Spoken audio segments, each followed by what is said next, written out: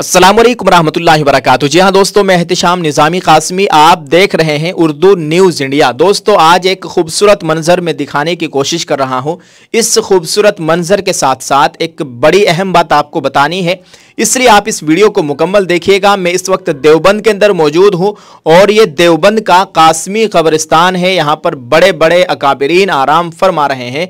उलमाए देवबंद के बड़े बड़े चराग यहाँ पर आराम फरमा रहे हैं और ये कासमी कब्रिस्तान है। जो लोग मौलाना कासिम नानोतवी, मौलाना हुसैन अहमद मदनी के नाम से चिढ़ते हैं, वो शैतान, वो पाखंडी इस वीडियो को छोड़कर चले जाए, क्योंकि उनका यहाँ कोई काम नहीं है। सबसे पहली खबर है, हजरत मौलाना मरगूब रहमान साहब मोहतमिम दारुल उलूम देवबंद 1982 से 2010 तक दारुल उलूम देवबंद के मोहतमिम रहे मौलाना मरगूब रहमान साहब बिजनौरी रहमतुल्लाह अलैह।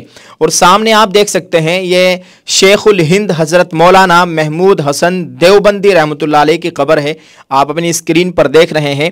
और इन्हीं के बराबर में इनके शागिर्द शेखुल इस्लाम हजरत मौलाना सैयद हुसैन अहमद मदनी रहमतुल्लाह अलैह की कब्र है, जो कि शेखुल हदीस थे दारुल उलूम देवबंद के और जमीयतुल माहिन के सदर भी थे। और इन्हीं के बराबर में हजरत मौलाना सैयद असअद मदनी रहमतुल्लाह अलैह की कब्र आप अपनी स्क्रीन पर देख सकते हैं। यह भी जमीयतुल माहिन के सदर रहे और रुकन शुरा दारुल उलूम देवबंद भी रहे। अल्लाह ताला इन हजरात की कब्र पर करोड़ों रहमतें नाजिल फरमाए। देख सकते हैं आप मौलाना महमूद हसन, मौलाना हुसैन मदनी, मौलाना सैयद असद मदनी, और इनके बराबर में ये जो कब्र देख रहे हैं ये हज़रत मौलाना कारी सैयद मोहम्मद उस्मान साहब मंसूरपुरी साबिक सदर जमीयतुल माहिन, उनकी कब्र है। और ये देख सकते हैं आप अपनी स्क्रीन पर, ये कासमी कब्रिस्तान का खूबसूरत मंजर है। ये मौलाना कारी मोहम्मद उस्मान साहब मंसूरपुरी रहमतुल्लाह अलैह की कब्र है। और दूसरी जानिब बढ़ते हैं, आपको ये खूबसूरत मंजर दिखाया जा रहा है, यकीनन आपको देखकर बहुत अच्छा लग रहा होगा।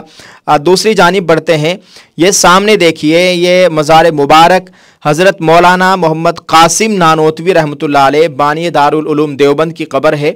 और इन्हीं के ताल्लुक से आपको बहुत बड़ी और अहम बात बतानी है।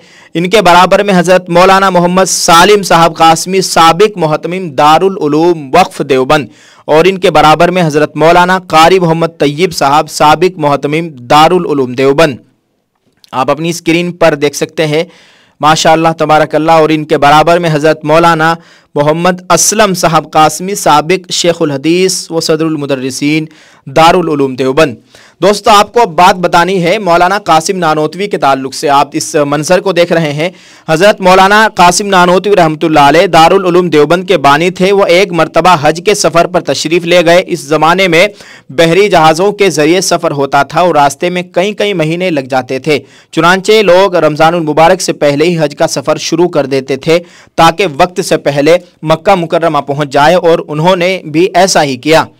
जब दरमियान में रमज़ान शरीफ का महीना आया तो उनको पता चला कि मेरे ग्रुप में कोई भी हाफिज़ नहीं है, कोई भी कुरान मजीद का हाफिज़ नहीं है। बड़े बड़े आलिम तो थे, वो नमाज भी पढ़ा सकते थे, मगर उनमें हाफिज़ कोई नहीं था जो उन्हें तरावी में पूरा कुरान मजीद सुनाता।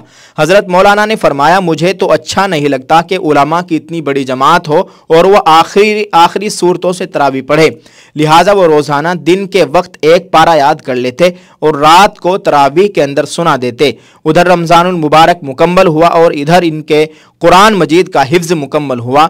ये एक महीने में कुरान मजीद हिफ्ज़ करने की मिसाल बन गई।